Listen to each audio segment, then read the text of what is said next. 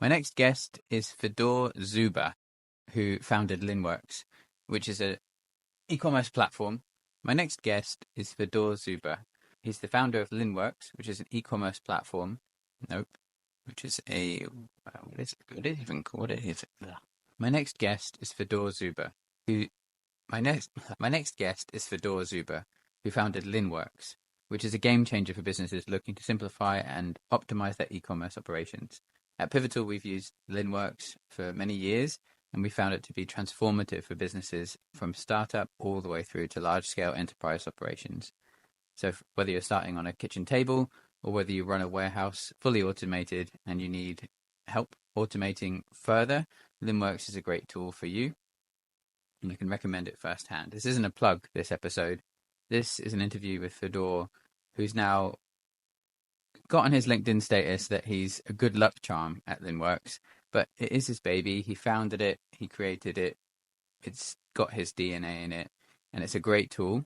So I'm excited to talk to Fedor about the early stages of creating a business which now transacts billions in merchant revenue every year, is probably worth its weight in gold to every single one of the 4,000 plus e-commerce companies that use it. So basically, Fedor is an interesting character. He's a unique character, and it takes a unique character to create something new that isn't there. And I'm excited to explore his pivotal moments and to dive in with him and hopefully give you guys some inspiration and show you that it's possible for you to do the same. In fact, some of the ideas that you shut down because you think they're not good ideas, or perhaps other people might think they're bad ideas, those are the ideas that might well be the game changer or the pivotal moment, and those are the ones you want to go for. Fedor talks about that. We talked about how to move fast, how technology can help you get the edge, how getting stuck in and being your own customer give you insight into a service or a product that will help you sell it more than any spreadsheet ever will, which is super interesting and definitely worth taking note of. We spoke about the motivations behind creating something like Linnworks or like any entrepreneurial venture and why we do it. We spoke about pushing past the wall, like a runner might tell you about. You get the same thing when you're an entrepreneur, and it takes a certain kind of person to keep going. You have to enjoy the pain and enjoy the process. Otherwise, you'll just give up. We talked about that and the nuances of what Fedor went through. We talked about what advice he would give to entrepreneurs starting out and what advice he would give to himself as a younger version of himself. And overall, we had a great chat. I really enjoyed speaking to Fedor.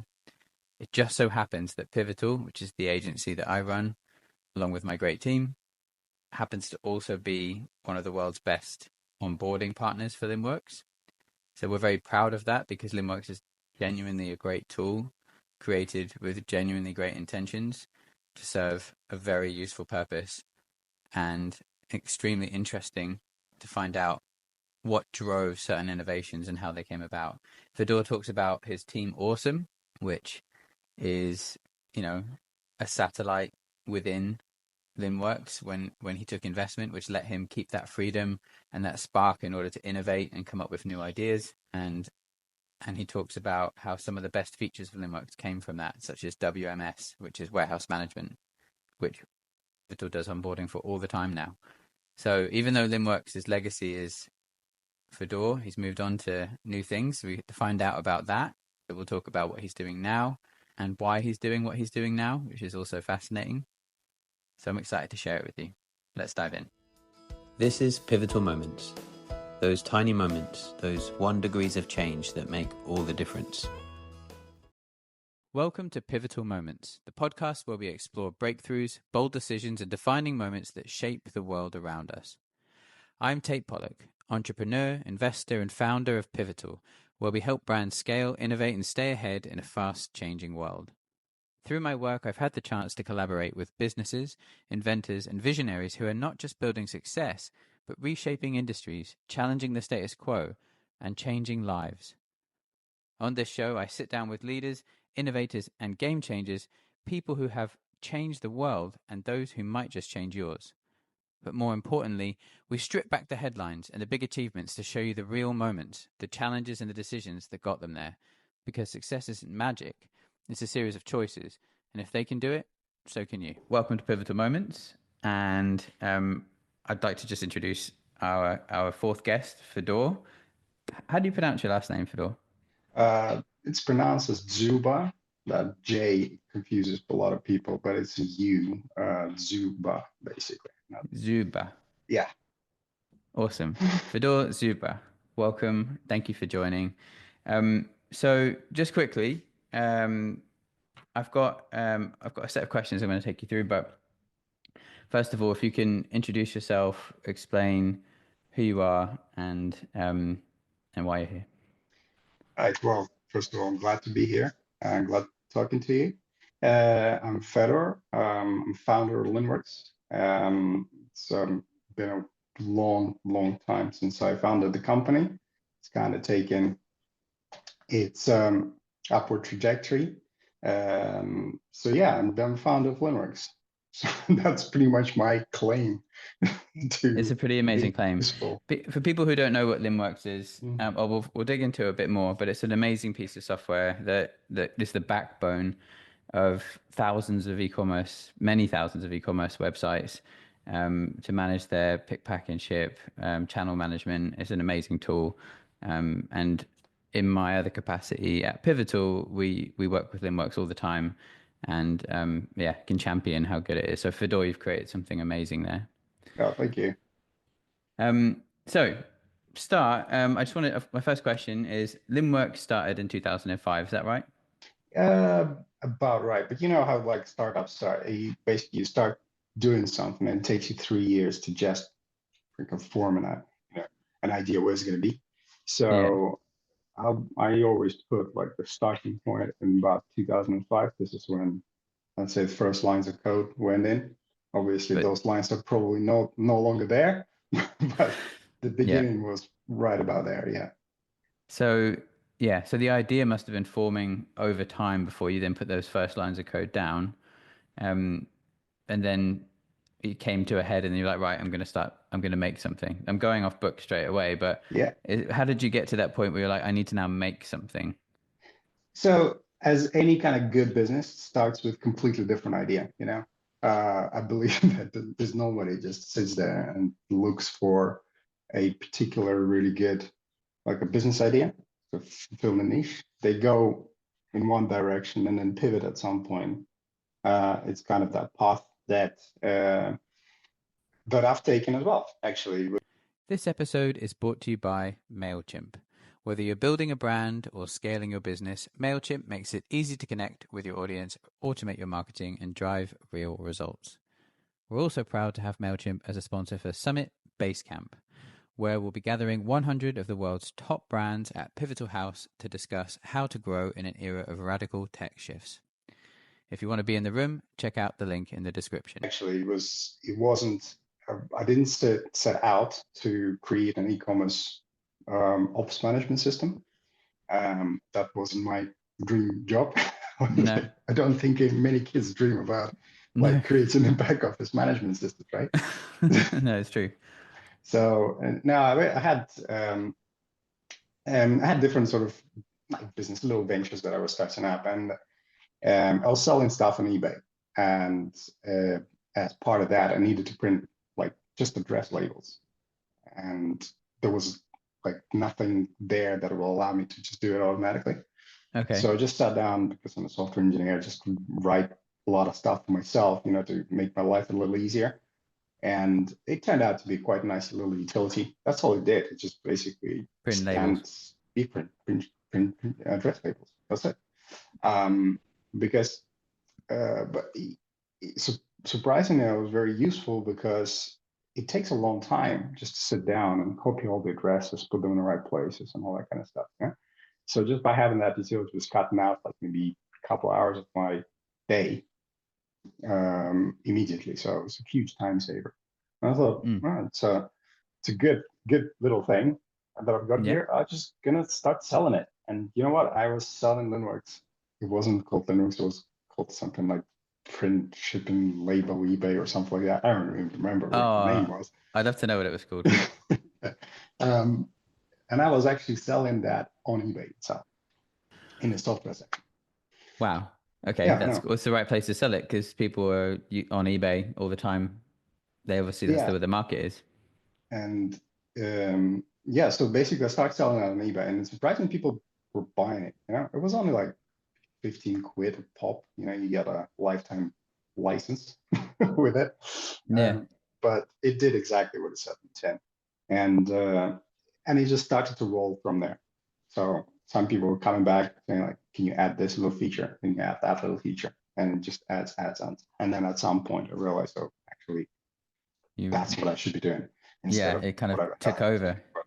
Yeah. So can I ask what just because part of what Pivotal Moments is to kind of humanize people who've been really successful and make it clear that anyone can sort of become really successful. It's not like I'm sure you're amazing, but then it's not impossible for other people to reach it. I want to kind of just ask some basic stuff like what was it you were selling on eBay? Because obviously you were looking to make some spare cash. You had like a side hustle kind of thing. A lot of people who are entrepreneurs have multiple things going on. Like what was it you were selling before you then sold this? So I was a student, right? And being a student is, well, it's tough because you were poor, Yeah. broke all the time. And I needed money just to pay for my car insurance at the end of the day.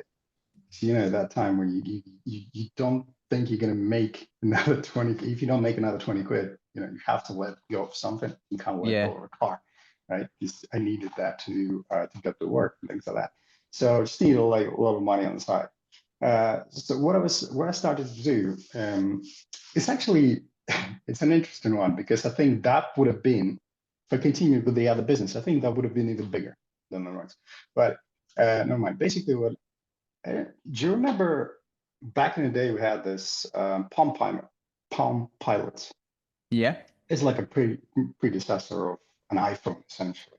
There was like Hmm. HP iPac, I think, and many other ones. And they had like four different CPU architectures. And every single software that you downloaded from it, there's lots of software was available for those things online. People were just writing, freeware, left, right, and center. It was impossible to install them. You had to be quite technical to install those things on those devices. So they Like weren't like, side load them yeah, you or had to like plug it into a computer, understand which processor architecture you have. There are four of them. Then you needed to put them in a specific place, register them on operating systems. There's different operating systems, all of that kind of stuff. So I've yeah. created this little piece of software that was like it's almost like an iTunes, I would say. Basically, you just start it up on your laptop, plug into any of your devices. There's only maybe 20 different varieties were on the market at that time. And then it scans the free software that is available online, downloads the install pack, and basically just installs it on your device. That was it. Nice. So I created that Simple piece but of software. effective. Very, very simple, very effective. And what it does essentially just it hooks up directly to those websites that list all of the free software, but then it's extremely difficult to download, install it. So I just created a piece of software that does that. And it looked like an iTunes. Even that was it before the iTunes was Even invented, there. basically. Yeah. Even then, I mean, it's pretty straightforward. It's just that you got like a picture of a piece of software that you want to install, you plug into your device, and it goes in there. And so now I was selling that on a DVD, believe it or not. Piece of software was like 12 meg altogether compiled, and I had to Yeah. put it on a DVD so it becomes like a physical product instead of a download. Otherwise, people Yeah. wouldn't buy it. Yeah. So yeah, I was selling that, and it was doing really well, like really well in terms of I was selling maybe 20, 30 a day. Sometimes would sell 50. Yeah. That's pretty good. That that's pretty good for a cash strap student. Student. Yeah. Yeah, Yeah. that Yeah. was a lifeline for me. And so yeah, that's my first venture, I'd say. And It taught you the model would work. So selling software on eBay on a DVD, and then when you found that came up with the other idea for the label printing software, did you sell that on a DVD as well? no, it was a straight download. But yeah, I reckon that the reason why I put it on eBay, because I didn't know of any other place where you can sell software, you know? So I just you take the path that is visible to you, and you stride through it, basically. Yeah, it's, looking back, I don't know, maybe if I stayed with the idea for creating some sort of installer for mobile devices, it would have taken me somewhere, as well, definitely. Um, yeah, so but you kind of pivot at some point. You see what works best, and you find kind of the path with the least resistance. Yeah. And Yeah. Ride the wave. yeah, and as I was looking for something to help me to just print labels, I realized how much of a desert that that landscape is. Mm-hmm. There's obviously there are big software houses there that give you like their whole entire ERP system, but there's Yeah. nothing, or there's something like a very Mickey Mouse piece of kit there, but nothing in between. And I Yeah. thought, yeah, that's a really good sort of opportunity to go and step into that market. It's very easy. It's empty, and there's definitely a need because I could see all those sellers on eBay doing this, and I'm wondering how are they doing what they're doing? Mm-hmm. They like literally printing labels. And when I Yeah. started selling software, I realized that yeah, that's exactly what they do. They copy address labels from eBay and putting that on, I don't know, in Word and print out a label. That's Yeah. Like a mail merge kind of thing. yeah, pretty much. So you kind of realize how uh, there's a gap right there. Um, So what's interesting is you definitely did a pivot because you were sending DVDs out. You needed, in order, and that was for a piece of software too. Then you realized you needed to improve the kind of the logistics of that, and then you then created a label making system to help you print out the labels for your DVDs with the other piece of software. Then, as an entrepreneurial type person, you then went, well, that's a piece of software too. I have a need, other people must have a need. I'll put that on in the same model, but then you decided to do a digital download, which removes needing to have labels at all. yeah. So that must have been an easier like deployment kind of method, and then you pivoted again. I'm guessing because that was more popular than the other. Um, Kind of. I don't remember the exact reasoning for pivoting. I think the reasoning was a couple of people who bought it came back to me and said, "Can you add this feature?" And they were like offering me like 500 quid to do it. And 500 quid back then for me was like 5 million. Yeah, It yeah, was like wow, huge money. You could yeah. like So those were buy e-com petrol store from owners or hmm? eBay pop like big eBay sellers that were coming back to you.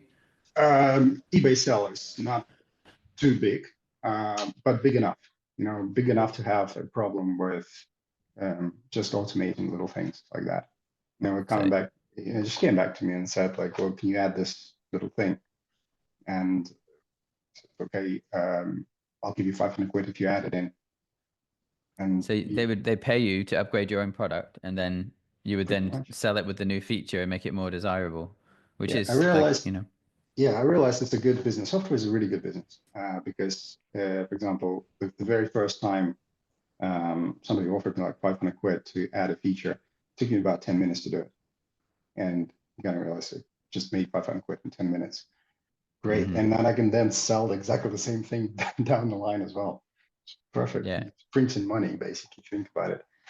yeah, Um, um, and again, it's not exactly like a moment where it all happens. Right? It takes 3 or 4 years for it to materialize into anything. And so at some point while I was developing Linnworks, I calculated, and there are good moments like 500 quid for 10 minutes, and there are really bad ones where you work for 4 months straight for 600 quid, hmm So it all kind of evens out. Um, but ultimately, if you work towards like a product in the end, that you add value not only for whoever ordered, whoever is giving you 600 pounds for 4 months yeah. work, but you also add value to the product that you could be selling down the line, that model works. At some point, I remember at the beginning, I just for fun,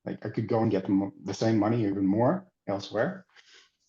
But as long as it's not like a struggle to keep going, it should be Hmm. fine. You know, you can get through this first period, like 3, 4 years, however long it takes to get business off the ground. It's So, too, so you enjoyed it basically. I think you enjoyed the process. The process. They say there's that phrase. Those who enjoy walking will walk further. That kind of thing. Then then yeah, people who are focusing on the destination. It sounds like that rang true for you. pretty much, yes.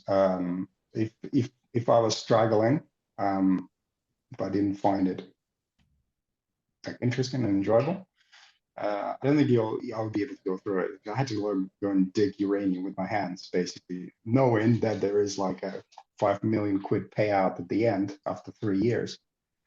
Yeah. I don't think I would be able to, you'll just give up at some point. Um, Yeah, you have to enjoy the process. But it sounds like there was various things along the way that made you enjoy the process. The love of building software. So the kind of the thing you had, the tools you had to work with was something you were passionate about. You also enjoyed the interaction with the people and the impact you were having on their lives and their businesses. That's a massive dopamine hit. That feels great. So there's like various things along the way that made you feel good, and you could probably see the potential of it growing, so that must have been what planted the seed to let you kind of carry on and keep watering it over a long period of time. yeah, yeah, that's pretty much it. Yeah, it rings true for me as well. I mean, I've had projects in the past where I haven't seen the result for a long time, and but I've really enjoyed the process of getting there, and then eventually you do get there because you're not trying. It's when you really try for something and you focus on the destination too much, it just you waste a lot of energy because you tire yourself out. You don't get what you're setting out to achieve to do because um, it's finite and you don't know when the end result's going to manifest itself or become that valuable thing that you're working towards. But if you just enjoy it, then you end up there anyway, and you ride the wave. You don't. It's not a forced thing. It's just where you end up, isn't it? Yeah, it's pretty much like imagine people go sailing basically for fun. It's their hobby, for example. I don't get paid for to do this, right? They just do it. It's like a hobby, basically. Um, I wouldn't say that was my hobby. I had a lot of different hobbies as well, but you could almost class it as a hobby. So therefore, it was fairly easy to keep at it.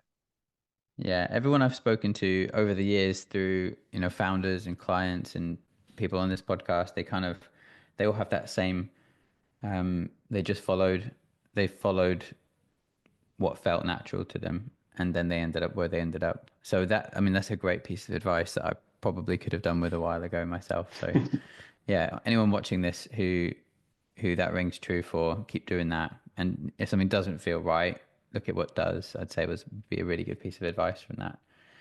Um, at the time when you started it, 2005-ish, e-commerce, online sales in general, businesses that traded online was absolutely nothing compared to what it is today.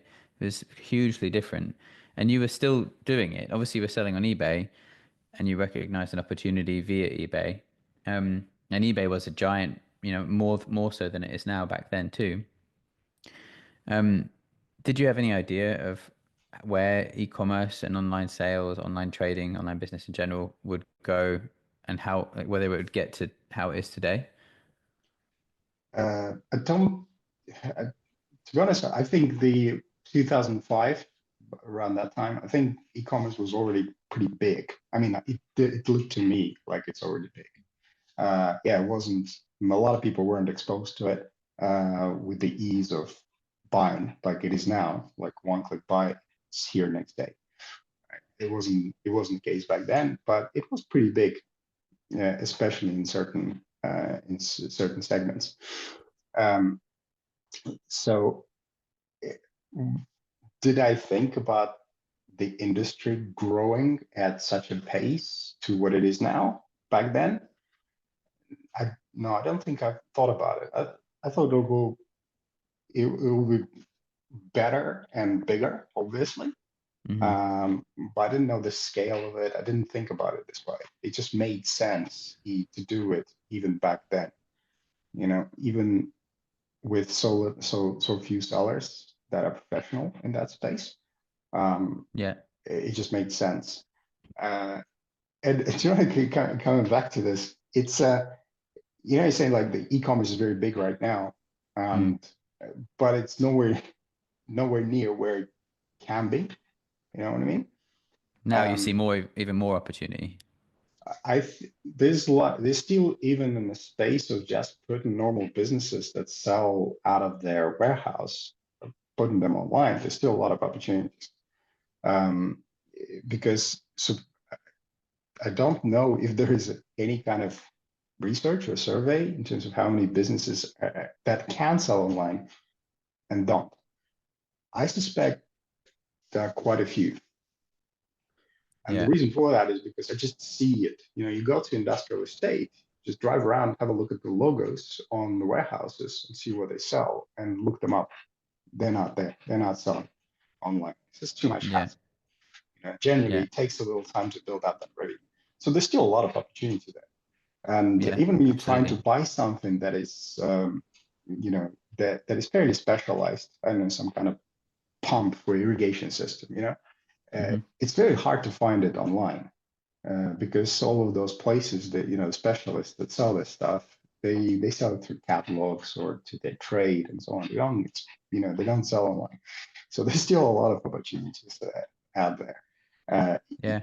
I would reckon even more than there was back in 2005, simply because the technology is now here. It's so much easier to do it, and you can really come into the marketplace and set yourself apart from all the incumbents as well. So, if anything, I think the peak, we haven't reached the peak.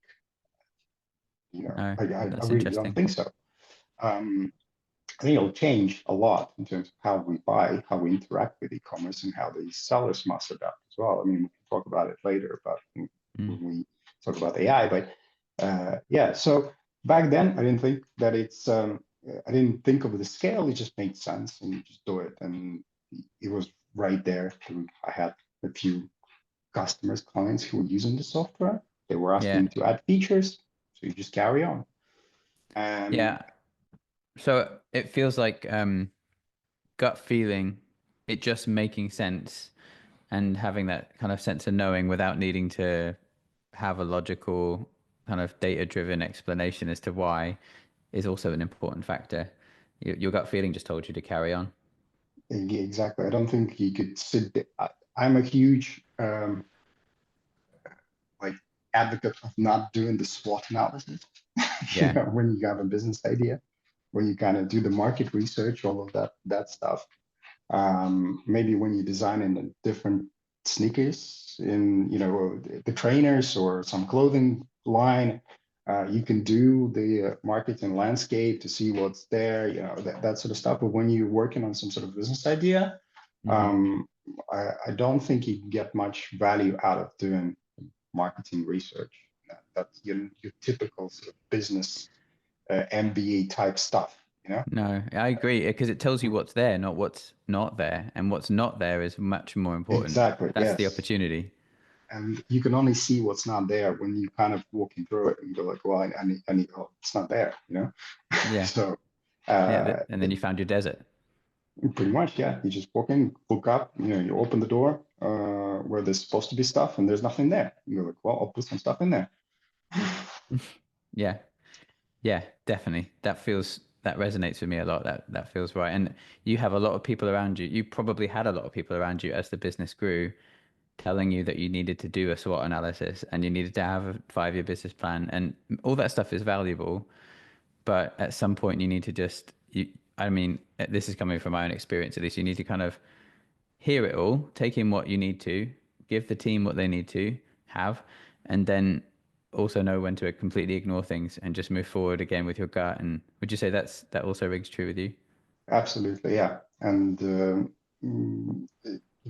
getting bogged down too much with the details of business, but doing things by the book means you're probably never going to get the business off the ground. You'll have a lot of paperwork, Yeah.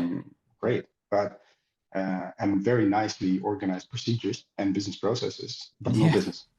Analysis paralysis. Yeah, get going first, and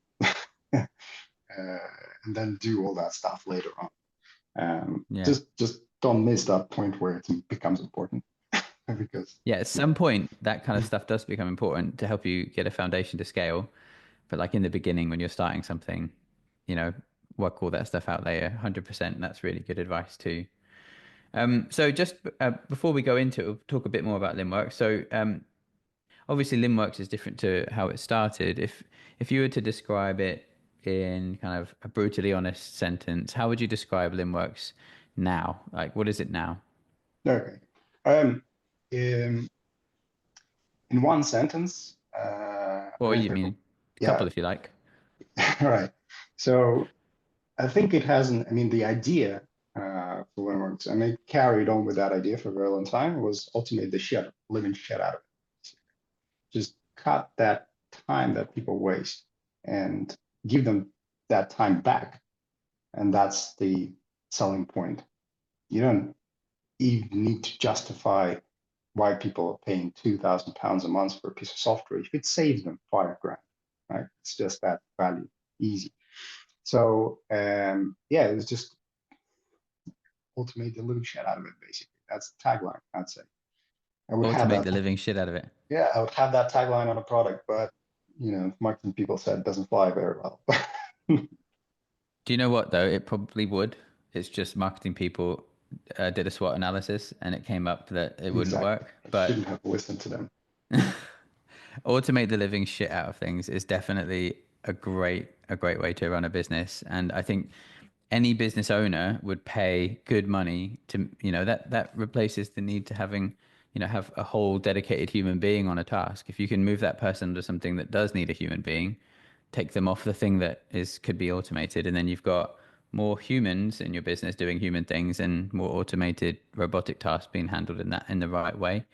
I think, I mean, yeah, I mean, I really believe in Nimwork, so I think what you've made and what it's evolved into is a great product. Um, so, I also fully stand by automate the living shit out of things too. I try and do it where possible with other tools, slightly different in the kind of consultation and marketing and branding world, but there's definitely things we do as well. Yeah, I've got some cool tools I'm working on too, which kind of help us with our day-to-day things that we do, make everything more efficient. Um, Great. So you've spent years helping brands sell more with less stress. What's the weirdest and most unexpected thing you've ever seen someone sell successfully? You must have seen so many warehouses and sellers and yeah.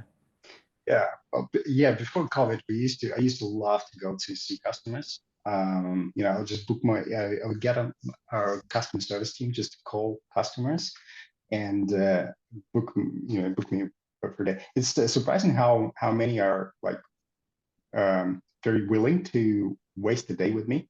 Yeah. Just walking around warehouse, just showing what they do. Not even like getting any sort of advice. They don't want to improve anything. They just want to show, you know. And for most parts, that's exactly what I did there. I just went and ate lunch. Yeah. Sometimes you have some good idea how to improve what they do. Uh, Yeah. but generally, it wasn't anything that they would benefit from. However, they would easily sacrifice a day of their very busy lives with me. Uh, that was cool. So yeah, I've seen loads of different things. Freeze dry healthy foods, not customized, bespoke, how luxury cigarette cutters, Yeah. that sort of stuff.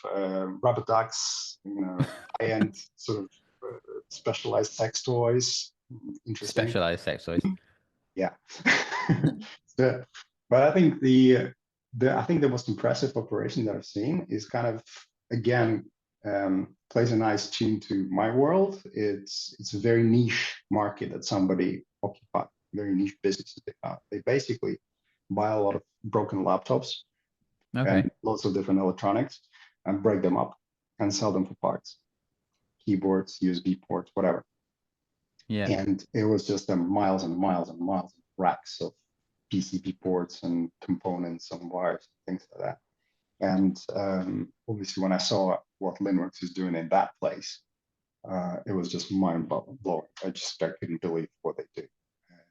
They Yeah. have 3 million unique SKUs basically, and they sell all over the world. They're just trucks come in and picking up old broken laptop parts, and Yeah. yeah, so that was very impressive in terms of they just found that niche and completely kind of entrenched themselves in it and made an absolutely massive scale Did, did operation out of um did it give you goosebumps when you went into the warehouse and saw what Linnworks was doing for them? it. Yeah, it's because you see people walking around with laptops and it's Linnworks on it. You walk into their office, they've got 20 people there, every single computer, just they've got a browser and Linnworks. Everything is just Linnworks everywhere, and you just go, wow, it's the whole thing is just not exactly runs on it, but it's an essential part of that business. And yeah, it's a very rewarding kind of feeling, and it's just to see see it's working in a and bring it value. Uh, that's Yeah. really good. And then you walk around and you go like, oh, I can improve that. I can improve that. I don't have time to do all of that, but I really want to like make little improvements here and there. You walk away with Yeah. lots of different ideas as well. So It's yeah, because you're immersed in it, and being immersed in it means you understand deeply with your gut what needs to be done next, not what looks like it needs to be done next on paper. And that going on site, I absolutely agree. So we at Pivotal, we do a ton of onboarding for Linnworks. We do UK onboarding and we do USA onboarding. So we've flown out to the USA. We do a lot of them remotely as well. But when something needs us to, anywhere in the world, we'll fly out and we'll go do an onboarding because it's that big. It can impact, a warehouse with millions of SKUs. So we were in Portugal onboarding a Linnworks account for the Akanos Group, who are, I think they do 30% of IKEA's manufacturing across like globally, and they're the biggest furniture manufacturer and retailer in Portugal, and they have a gigafactory and they sell mattresses for Dreams and all kinds of like mattress companies all over the world. They make and ship them out, and everything's automated. I saw maybe three people in the warehouse, and I couldn't see the ceiling. It was so high up, and all the racking and all the kind of like the mechanical automation as well. There were mattresses sliding onto like conveyor belts and elevators moving up and down, kind of being rolled up and vacuum packed and like shipped. We had one or two people operating with Linnworks and other apps, but because there's a lot of mechanical apps as well that make all that stuff work. But I got goosebumps on my onboardings going on site and being involved with it and seeing it with my own eyes too.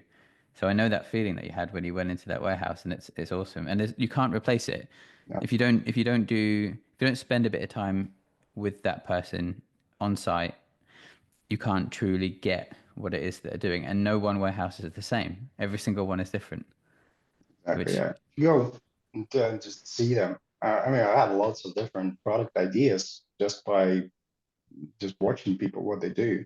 I remember I sat with one customer. Literally, I went there. We walked around his warehouse. He showed me his operation. He said, "What do you want to do for the afternoon?" And she said, "I just want to sit next to the ladies doing your listings. Just sit next to her. Don't want to chat to her. Don't want her to show me anything. I just want to see what they did, what she does." And I yeah. sat there for only a couple of hours, and she was very embarrassed. But she's like, "What this guy's doing here?" But she's like, just do what you do." Yeah, And she was trying to explain to me what she's doing or what can improve. And it's like, no, no, no, just do just what, use it. I want to just watch. use it. Like I just want to watch. And in the first 15 minutes, I picked out that we can improve a couple of things just to make her life, not make her life easier, just whatever she's doing is sort of retarded. We could just make it much better. And you come back and you talk to the engineering team. So like, we need to do this. And I'm like, why? So because I saw her struggling with Hmm. that thing. Yeah, And yeah, we make a couple of changes and immediately like, oh yeah, it does make sense. It's like, yeah, like, you wouldn't you wouldn't know it until you actually see somebody's using it. yeah. And the thing is, frustration is an emotion, and frustration is what makes a software successful or not. If people feel less frustrated, and it seems like a seamless experience, they have, whatever the opposite of frustration is, satisfaction, I suppose. But if you can watch the frustration and you can feel it with them, I guess what I'm trying to say is, it seems like at least emotion and your ability to perceive how people are feeling when using the product influenced the order of how you would add features and fix bugs and improve the UI and that kind of thing. At the very beginning, specifically, yeah, it was a huge influence in terms of actually going and not exactly working in those warehouses. It's one of the things that I regret. I should have just spent more time and actually went and did the job, worked in one of those places for 3 days, just offer myself free labor. Look, I'm just gonna go and pack your stuff. Yeah, I would have learned so much out of it. it's But amazing to hear that. We've done that at yeah, Pivotal. We've actually gone and worked for 2 or 3 days in a warehouse with Linnworks so we can find the problems to help fix and onboard new yeah. clients. It's great to hear So you say that though, because you invented it. yeah, it's a huge benefit. And it definitely works because you would see things that no amount of analysis or product management brainstorms would surface. And you would see paths to improving or building a new product out that you never thought possible by just doing it. So Yeah. that's one thing that I regret never actually done it. I went and saw a lot of customers in their warehouses, but I never went and worked there, and Well, I yeah. regret that. I should have done it. It would have been But the more thing is, interesting. your empathy was high, and you created the product in the beginning out of a need as your ideal customer. So you were printing the labels. Yeah, it was a really early version of the software, but you had empathy because you used to be a seller, you used to be a retailer, and you understood kind of in your gut what was needed all the way along. So yeah, although immersing yourself would have been great and always is good, I feel like you were already the customer before you started. Yes and no. Because my experience in e-commerce was very naughty, let's say, very little compared to what's actually happening there. So I was guessing a lot, or I was going by what people are telling. So basically, they're saying like I would do things like that. Uh, it's either on a phone call or in an email, um, but you don't really experience that, or you don't see Hmm. the entire picture. You just going by what they say.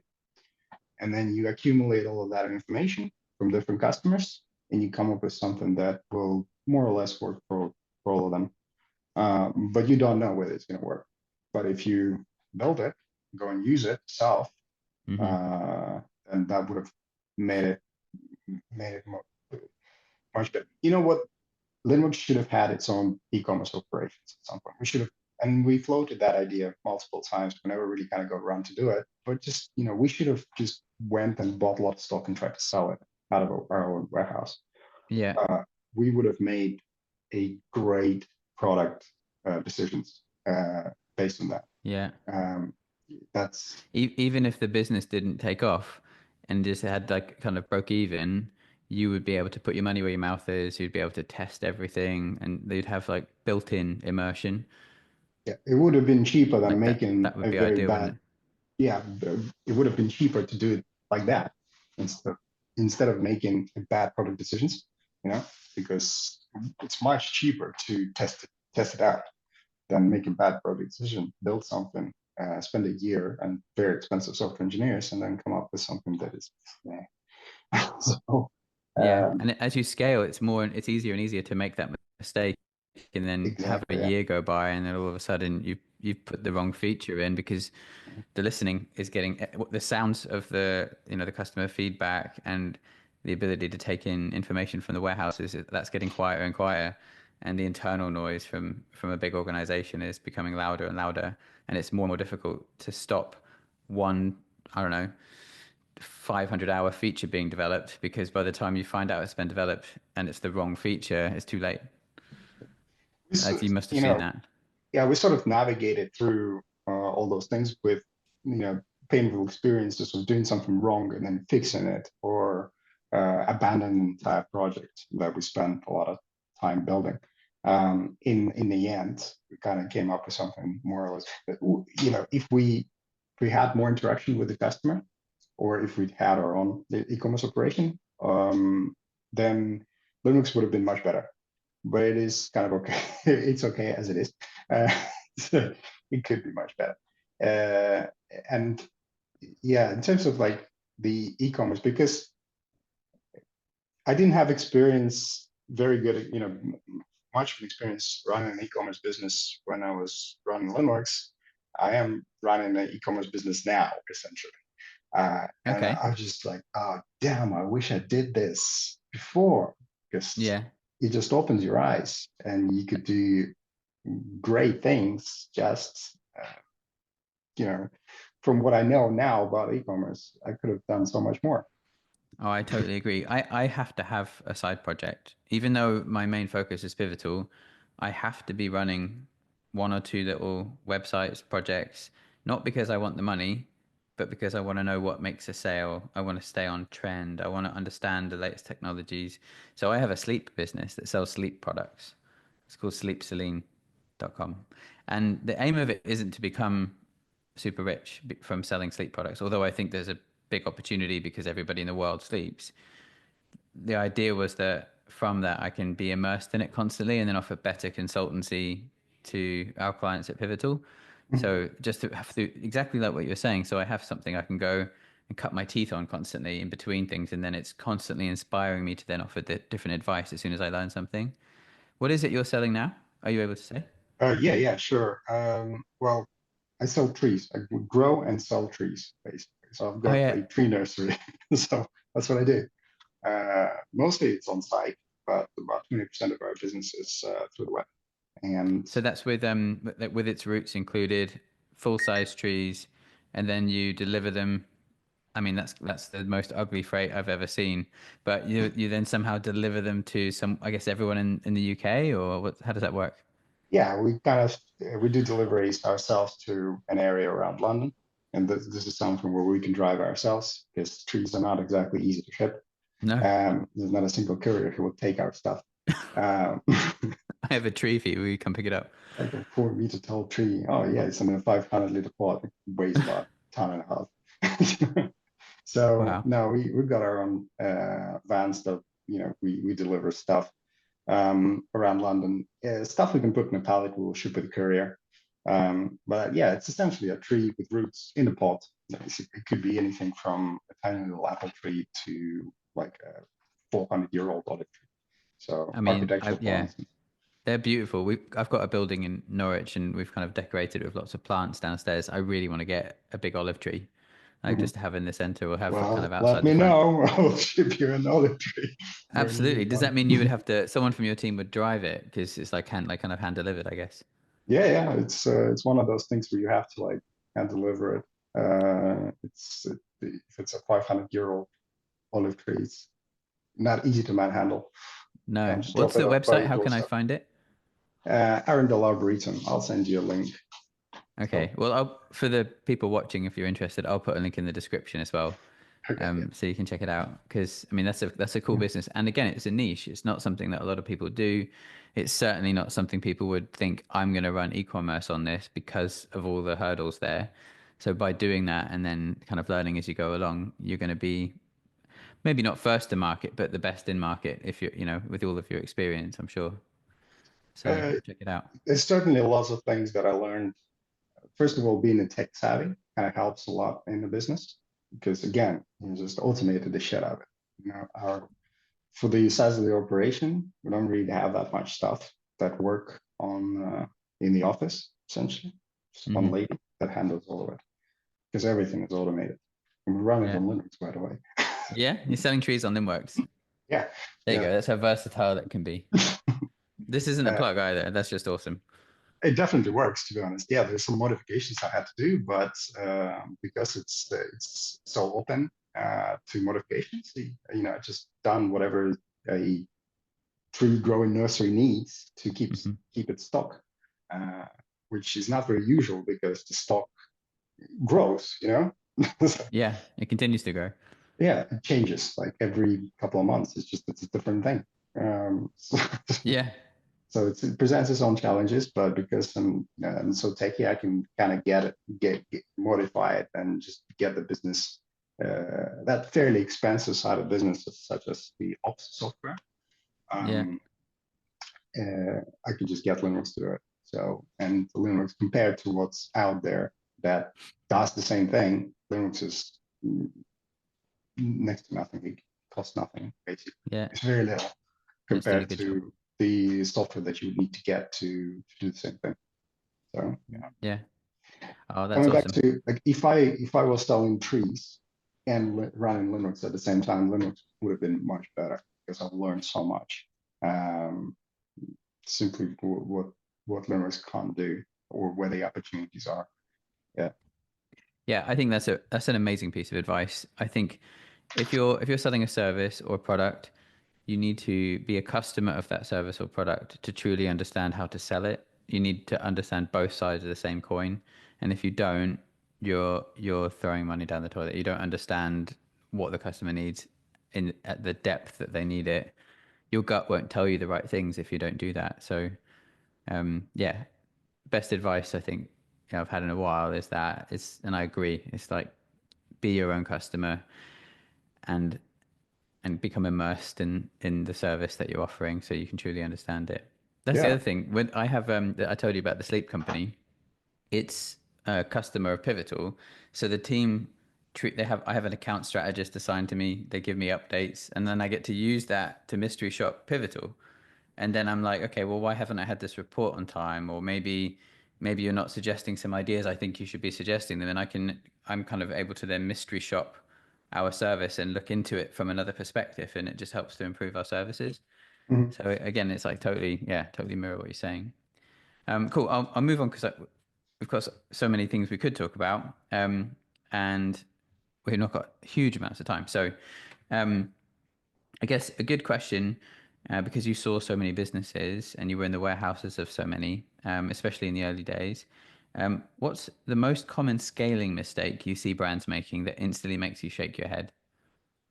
Okay. I mean, any, well, I would say waste. When businesses are wasting their resources and money on doing something that they shouldn't be doing, be that a business decision to throw money to marketing for a product they're not sure whether it's going to sell, whether that's just like, from the operations point of view, just doing stuff the same day in, day out, and just wasting time, money, resources. Yeah, you could see that business is either going to struggle or definitely not going to scale. If we're talking about scaling, right? Hmm. Scale, you need capacity, and you know, if your capacity is fully occupied with all that rubbish that is laying around or wasteful processes, or you don't even have money because you wasted all of it. That's kind of the biggest mistake. I think I can't pinpoint a specific thing that people are doing that is wrong, right? But because Waste again, is a good thing. Waste is a yeah, pretty good answer. wasteful is a very general one. You just go, you just see it's wasteful. I mean, good example would be, all right, so we, Linnworks, we had competitors, quite a few of them. But two of them literally burned and crashed in front of our eyes, and we saw it because they were doing dumb stuff, right? And they were wasting money that they got from investors on marketing. Hmm. And marketing in the software business needs to be done very, very carefully because you can just burn through your money left, right, and center without get very little back out of it. So it's a very known thing, right? You don't need to have an MBA to realize that the cost of acquisition is so high, uh, but you need to invest that money very, very carefully Yeah. because, and if you just throw money into an oven, basically, into a marketing oven, Yeah. you, I've never heard that been said before. I like it. It's true. And we're in marketing, so I understand it.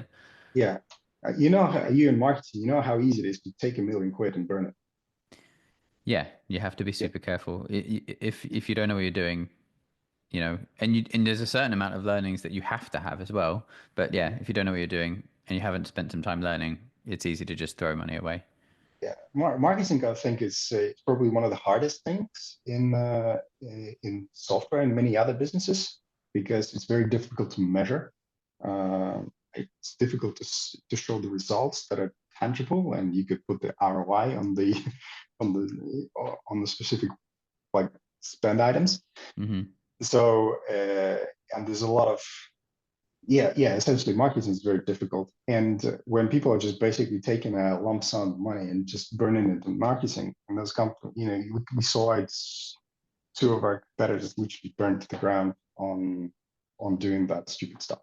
Instead of So focusing on, instead of being lean, uh, be that with marketing, be that with engineering resources, whatever it is, be lean. so Uh, I've got a question. yeah. Um, I mean, what you were saying leads into it. So as far as I'm aware, at least from my research, you bootstrap Linnworks for years before raising capital. I'm guessing through being lean. If you could do it again, would you? And I guess as well, um, how did you? Okay. So would I? Absolutely. Because from two points of view. So one, uh, while we were running, with no investors, you get a lot of freedom to do whatever hell you like. Hmm. There's like downsides, like all the mistakes are all yours, and there's no safety net. You like skating on thin ice, left, right, and center. Uh, it's great at the same time. I think retrospectively, it's really good fun. At the being right there, then it wasn't fun because it's very stressful. Yeah. Um, uh, but looking back at it, it was exhilarating, and you get freedom. You get freedom to do whatever you want and to experiment with different things. All the wins are all yours. Hmm. All the losses are all yours as well. Yeah, But absolutely. yes, but I think freedom is underrated massively. Yeah. And one advice I would give to anyone is just like screw the money, remain free as long as you can. Just like stretch it out. And if you're gonna have to like put the shackles on, make sure whoever's gonna put those shackles on you are gonna pay a serious premium. Hmm. I just don't go for 100 grand investment here, early investment. Screw that. You don't need it. Uh, remain free, basically, roam free. You Yeah, you I you go much further without those weights strapped to your legs. So it sounds like you Mm. found investment quite restrictive and stifling when you wanted to advance the product. As soon as you did take investment on, you were limited with that freedom. You were told we need to achieve X goal and Y KPI and that kind of thing.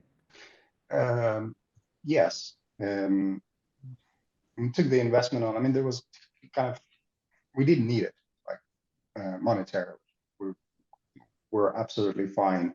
I mean, yes, we couldn't like scale. Maybe at that time I thought, oh, having money for scaling Hmm. is gonna make it a bigger business, and we could spend on engineering and all that stuff. So I was greedy as well. I wanted to take some money off the table myself. Yes, you know, Yeah, again, spending 10 years skating on a thin ice all the time and thinking it's about, not are we gonna greedy. make, are we gonna make a payroll next month?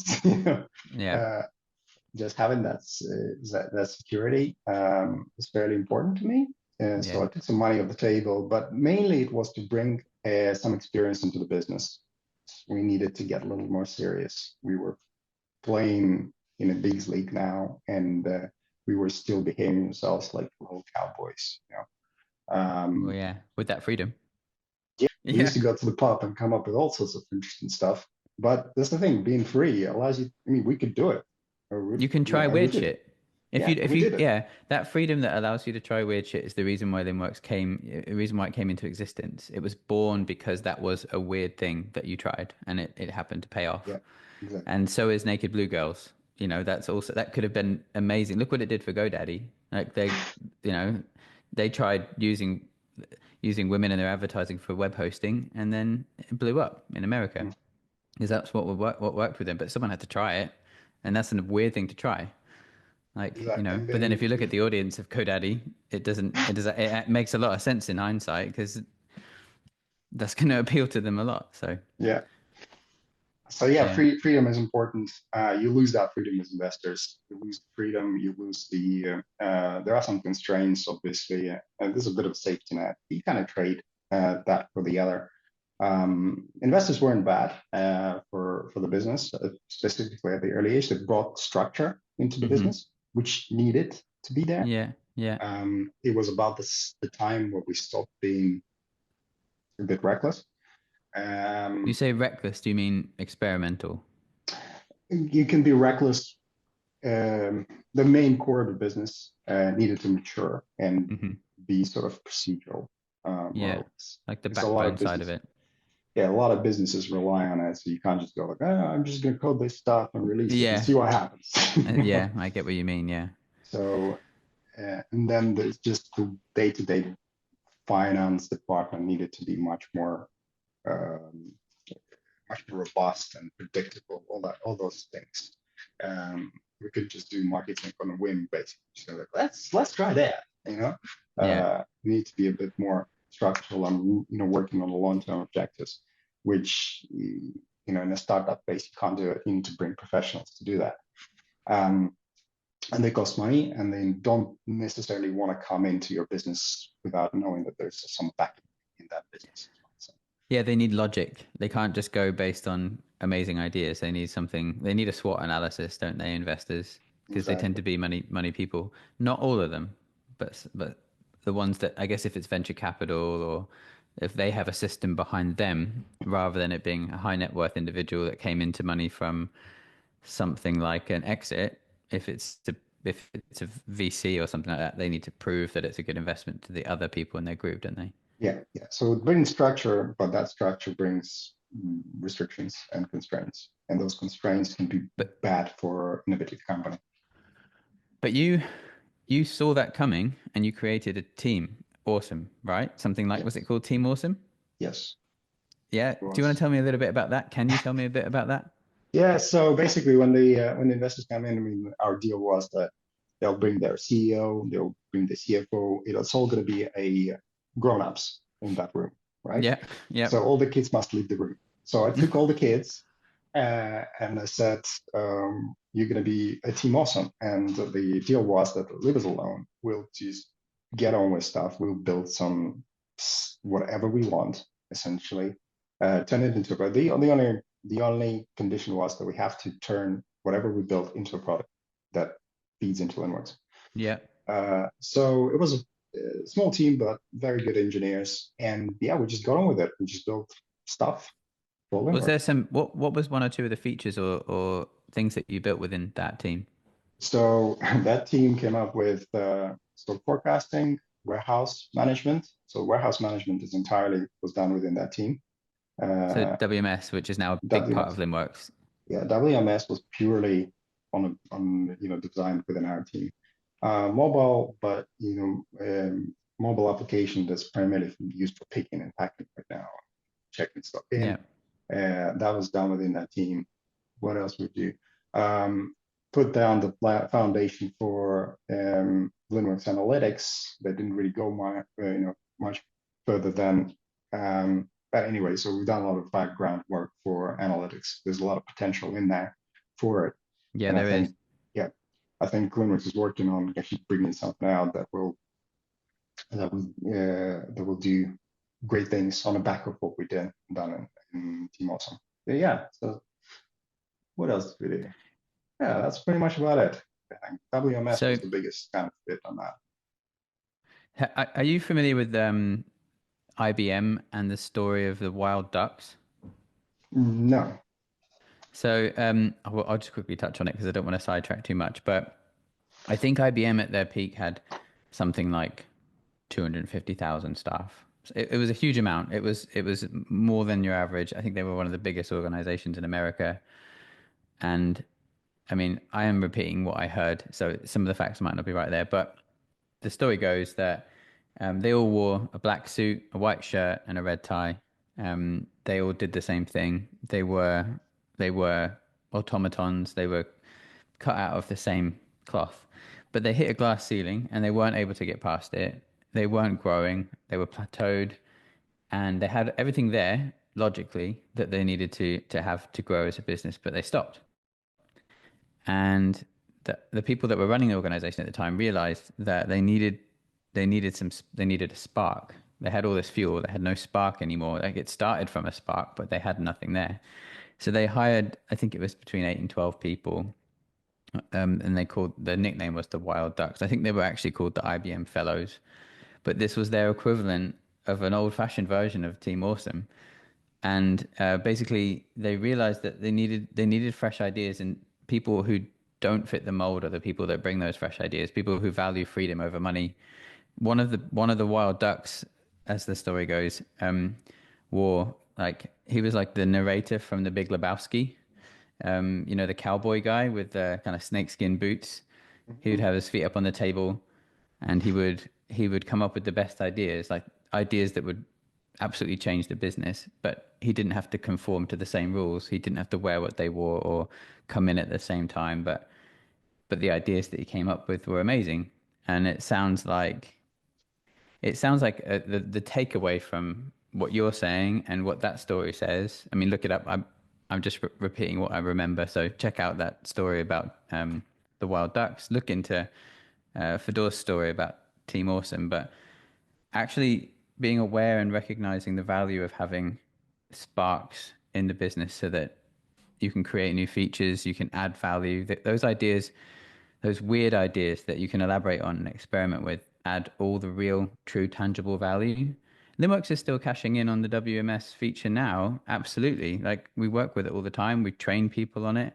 It's a big part of the tool.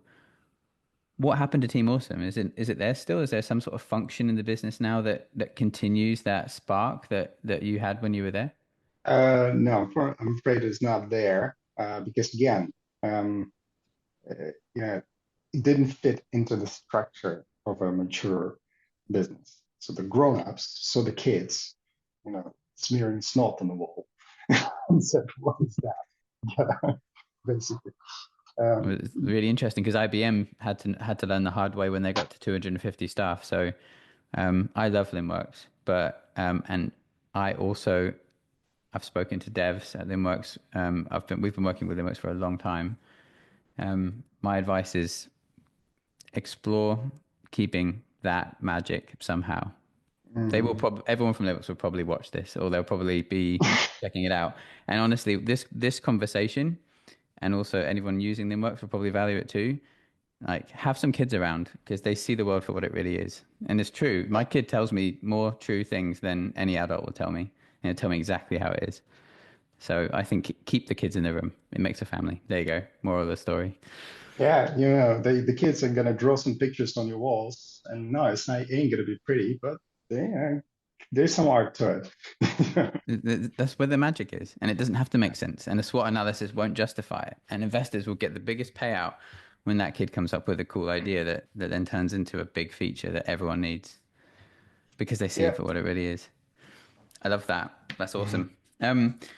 Cool. So, um, That's why Team Awesome was called Awesome. yeah, and honestly, I feel like it's things like that that made Linnworks into the tool that it is today because it is a great tool. Um, so stepping down as CEO, was that a weight off your shoulders, or was it the hardest decision you ever made? Hardest decision you ever made? Yeah, it wasn't very hard because I was looking for a way out. Again, I wanted to go back and with the kids in the room and draw some pictures on the wall instead of Climb sitting climb some trees. climb some trees or do basically I wanted to go and build a product. I wanted to code, wanted to do something. It was just like the business side of things was just getting to too much. So it wasn't very hard from that point of view. I mean, I had like freedom to go and actually play. Uh, but then there's basically there's a motto in my life that I kind of stick to. And I learn, teach my kids the same thing. Like, look, the key to success is like 2 points. Like, key to success, like work really hard and don't do stupid shit. The latter is harder than the first. Yeah. Anybody can Hmm. work hard. Not to do stupid shit, it's difficult. So if you do those two things, you're going to be successful. Yeah, So and it was still your baby. Even though you're not technically like at the top at that point, you still want to see it successful and you still want to see that structure mature and start to take it off into the direction you wanted to take it. Yeah. You mentioned like it's your baby. The way I look at it, yes, if we look at our businesses as children and babies, right? So babies grow up Hmm. into teenagers and then adults, and then they leave home and they Yeah. go and do stuff, right? Yeah.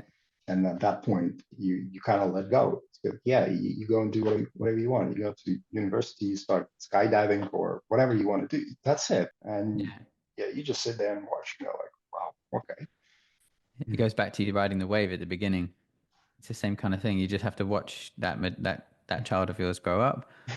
Um, and then you can be there for it. You know, if you have a good relationship with your kid, you can be there to give it good advice and like, you know, add value where you can and be there when it needs you. Pretty much, yes. That's exactly what I am now. I'm a parent. Yeah. If Linnworks ever needs my advice, they can call me. And I say, that's stupid. That's not stupid. Yeah, I hope they do because I think you've got a lot of good advice to add. I think, and you know it you are probably in its DNA still. I mean, being its father, you would be. So it makes sense. Um, so, okay, I'm in the final stretch now. I'm going to ask you a couple of little questions, just to help kind of inspire, teach a few lessons. You started as an engineer and became a founder. Um, well, software engineer, I suppose. Do technical founders have an unfair advantage, or do you think it makes things harder? Startup phase, that advantage is massive. It's like Yeah, huge. Again, because you don't even know what SWOT analysis is. You just don't do stuff, and you can do stuff. You can literally have an idea while you're brushing your teeth, code it yeah. while you're doing your breakfast, and deploy it by the afternoon, and then by the evening, it's a product, right? That sounds So like you most of my mornings. so you skip a lot of business stuff. Yeah, it gives you a huge advantage. At some point, yeah, it becomes a problem when the company matures. But technical tech founders are great at the beginning, at the startup phase. Okay.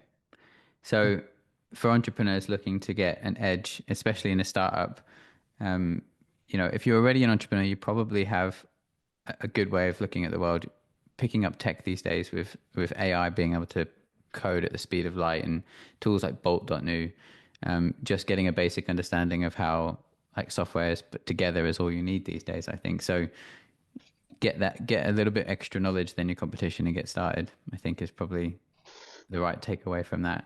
Technology is changing so much because I remember I really had an edge at the beginning. Like you said, I was developing apps, you know, writing code. Now it's slightly different. It's like, have you played with some of these new tools? Look, I've tried to code something for for Arundel algorithm for my business. There's a lot of back office stuff that Linnworks can't do that I have to code myself.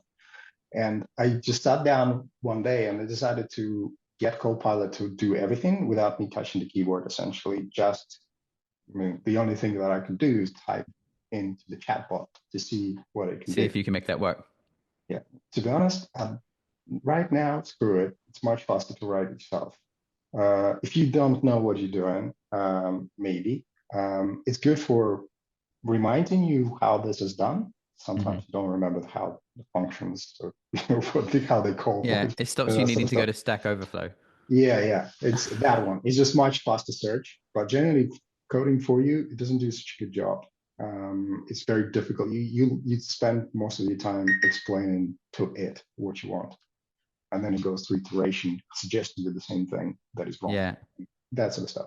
So it's not there yet, but it's definitely going to be a big part of coding. It's not going to be like it's not going to replace the coders. In fact, it's going to make them much faster. And the other thing is going to get rid of junior engineers. It's a different topic of conversation, but I think it's quite dangerous because we can get rid of junior engineers and yeah. end up with no software engineers down the line. Well, do you know what? I think you're right, but I think it's the same thing. Like a junior doctor wouldn't do a surgery, right? So you wouldn't give a junior doctor a scalpel and say, operate on me. You'd want to make sure that doctor went through another 5 years or however long in their training. So probably what will happen is there'll be a much longer window to become an engineer or an architect, and before you can take the scalpel and start using AI to do great new things. And those great new things, the bar is going to be raised because you have an army of junior engineers at your disposal by just asking a couple of questions to AI. And it's how Mhm. you put those bigger Lego blocks together. That's where the skill is, and that actually comes a lot from gut feeling, playtime, and experimentation, I think. Yeah, but to get to that point where you can put those blocks together, you need a lot of experience. But Yeah. if you don't get the opportunity to acquire that experience because you're now being replaced by a lot of bots, essentially, Yeah, I see what you mean. it's going to be quite difficult. I'm not saying it's a problem. I think the industry will find a different sort of path and it will evolve into Mm. something that works. It's just like it's very difficult to see what that landscape is going to look like down the line, what the software engineering roles are going to be called. And before we wrap up, a big thank you to Gorgeous, the customer support platform built for commerce. Gorgeous automates support, centralizes conversations, and helps brands create faster, more personal customer experiences. They're also a key partner for Summit Basecamp, where we'll be talking about the future of AI, customer experience, and business growth before heading over to Yarm for an incredible dinner, drinks, and a proper after party. It's all happening at Pivotal House in Norwich, and you don't want to miss it. Tickets are £270 and going fast. Link in the description. Yeah. Excellent. I'm this Perhaps junior engineer, mid perhaps engineer. more education rather than experience led, because I mean a lot of junior engineers grow from that by just getting stuck in and rolling their sleeves up. That's just not going to be possible now. So the only way out of being a junior going forward when we get to that stage will just probably be training, I guess, like going through an education process and Yeah, learning. I mean, that's just my guess, by the way. I'm just feeding into, but I it's do agree with anyone's you. guess, to be honest. It's interesting how AI changed our world in such a short span of time. It's Hmm. very dramatic. And people underestimate how dramatic that is. Yeah. Um, Yeah, one little change can make a massive difference. Well, that's the whole point of this podcast as well. Um, so um, you mentioned earlier about your kind of mantra being automate the shit out of things. Um, yeah. I absolutely love that. What's the best, like one business lesson that you swear by that goes against conventional advice? Unless it is that one, do you have another one that you could offer? Um, Something that isn't like what typical people would offer. Business advice. Okay, so coming back to the fact that just run fast. I know that Mark Zuckerberg said, move fast and break things. Don't want to sound like that, but there's a great truth in it. Up to a certain point, he said. He should have said, move fast, break things up Hmm. until it's no longer acceptable. Yeah, So I think for any kind of business, especially with the startup phase, that's what I would say is just move uh, action. action. Yeah, get stuff done very quickly. Doesn't matter how, just get it done. If it looks really ugly on the inside, no one cares because nobody's gonna look inside. Or you can fix it later, maybe.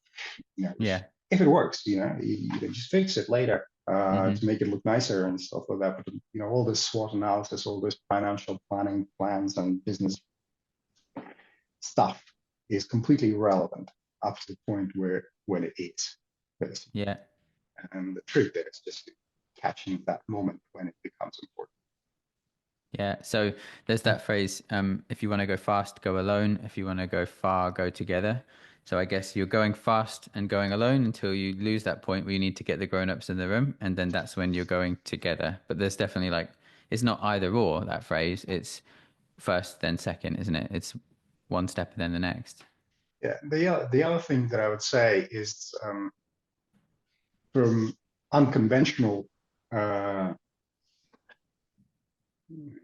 unconventional advices. So let's say don't chase the money because there are Yeah. so many opportunities that we had that I wish we weren't involved in simply because there was a big fat check on the table, right, for Hmm. doing stuff that was totally waste of time, waste of our time, waste of everyone's time, but there was a check on the table. And you just you just want to get that check thinking, oh, I can't just leave it on the table, right? I can Yeah. take it. But it's very heavy once you've taken it. and it's useless. And you know, Short-term focused. yeah, short term, I wouldn't call it a greed basically, but there are times when people focus too much on the money. Hmm. If there's for a business, there should be enough money, especially at the startup phase. There should be enough not to suffocate. Basically, it's like, yeah, you need enough of it. You don't need too much. Yeah. So, yeah, that's what I've learned actually, in my experiences, that sometimes chasing the money is a bad thing. You know, Don't pick up heavy checks. or if they don't look, if it doesn't look right, if it doesn't benefit you, doesn't, just like, yeah, think about the cost of the money actually. Yeah, I think the Yeah. cost of the What's the money would be a cost of good. the money? Yeah. Yeah. That's good So advice as well. Because a lot of people, especially in their first rodeo, if they're an entrepreneur and they see that opportunity like you did, um, with that, you only see, you know, you only see everything 2020 in hindsight. Like going forward, it just looks like a great opportunity sometimes when you see those big checks. So I guess question whether or not you need that, because money comes with advice, money comes with, certain expectations most of the time. So, yeah, and I'm not even talking about, like, for example, the investment. That's one thing. I'm just talking about projects. projects. Yeah. So for example, we had some customers that were offering us to do stuff. We thought, oh, and they were paying us, for example, but and uh, and there are times where you just leave it, on the table. You're gonna waste so much time and effort doing some stupid stuff. Again, it comes back to, work hard and don't do stupid shit. When you take a very heavy check, that's the stupid shit thing that you just done. I guess if you follow your gut instinct, you'd have known at the time whether to take the check or not. And sometimes you ignore your gut instinct because the check is so attractive, and Yeah, avoid that as the advice, right? money is a very good motivator to be stupid. Yes. Yeah. And it doesn't, so even though it seems smart, you can be being stupid because of money, and that's a bad thing to do with your business. Okay. That Yeah. that is good advice. Um, if you could go back and give 25-year-old Fedor one piece of advice, what would it be? Yeah. Stay free for longer, I'd say. Yeah. That I that am seems free to be very now, true. so I don't know. Yeah, you Maybe. you you you kind of went through a whole cycle and brought back your freedom, and you definitely seem free. Like your whole vibe is a guy who's taken a big weight off his shoulders and feels free again. So like, it's Man, I nice to grow see it. trees for a living. How much more free can you get? Yeah, I'm a tree farmer. That's pretty awesome. Um, so okay, I guess you answered the question. What's next for you? I guess continuing to grow trees. Have you got anything else in the pipeline that you're interested in or working in, or are you investing in? Do you do investment? Are you doing things like that? There are a couple of things that I thought to get into, but no, it's nothing really. Because I think to invest in something, I have, for example, the resources to do it, but I don't think it's. I'm not a very good investor. You know what I mean? Because again, I'm not very business oriented. I've got good business acumen. It just can't be arsed, with all that business stuff. Your gut So has to tell you that's what you want to do, and it's not telling you yeah, that. so I'm going to be a pretty bad investor from my own perspective. I'm just going to blow some money on some stupid stuff, basically. So if I was going to invest in something, it has to be something very interesting for me, and there isn't anything in the landscape that is interesting for me. Stuff that is interesting for me is very hard. It's the AI stuff, but yeah, other than that, there isn't really anything out there that is, from what I've seen, that catches my attention. So I'm just gonna go trees. Just gonna go trees. But that's it. So if you're an entrepreneur and you're watching this and you want freedom, I mean, I started in business because I wanted freedom too. And the irony is, I've felt more and more trapped the harder I work and the bigger the system it is that I build. And to see you on the other side of that is validating because I've been doing this for a long time and I'd like to be, I don't want to necessarily grow trees, but I want my equivalent of growing trees. And it is I don't possible. need another competitor, Tom. No, I'm not going to grow trees and compete against you. That'd be hilarious, though. I'll move across the street from you and start growing trees too. Um, but no, I'm thinking, just if I would, I didn't. early days, I didn't get to see a podcast like this and see someone on the other side of that entrepreneurial journey where they took on a big project, they grew a massive like organization and stepped out of it. And if you look at your face, you can tell that you feel free and happy, and there is something on the other side of it. And and you've got that behind you now, all that experience and context to know how much you then want to appreciate those trees. Some people would argue that the Zen monk thing to do would be start the business growing trees and then, save yourself a bunch of headaches. But Could do that, yeah. I don't know if you would appreciate growing those trees quite as much if you hadn't done everything you did up until that point. Definitely not. I mean, when you called me first time, I was in the field chopping up that Yeah, big beech tree. That's like, yeah, you go in there and you work an entire day doing hard work, chopping up big trees, not easy, but you feel happy because you've done the 25 years sitting in the office. Those people who are tree surgeons that are chopping that tree up for a living, they don't feel happy. They hate that because it's hard, but I yeah, do. So yeah, uh, there's a not like the light at the end of the tunnel. I wouldn't call it like this, but going through uh, the hard bit and then to relax afterwards. it's perspective. That's rewarding. And by the way, I mean this the business that I have, the Arundel Arboretum, it's still a business. You still have to operate like a business, and it's interesting as well. It's just all the problems are so much smaller, and it's so much easier to deal with them. It's so rewarding seeing the Yeah, scale of the problems. The problems can be big, small, and when you have to work with small problems, it's just so much easier, pleasant, I would say. yeah. It sounds like the right thing to do with your time now, because I mean that's my ideal sounding retirement. When I do eventually chill, and I'm not sure I can see when that's going to happen, I'll still want to do something, just like you. I want to do not trees, but do something which keeps Don't me do trees. occupied. I'm gonna come after you. Fedor, it's been really, really amazing. Such a great conversation. Thank you for taking the time to speak to me, and hopefully the listeners will appreciate it as well. Thank you for your time and thank you for having me. You've been listening to Pivotal Moments. You can check out the rest of our moments on our website, pivotal.digital/moments. Thanks for listening.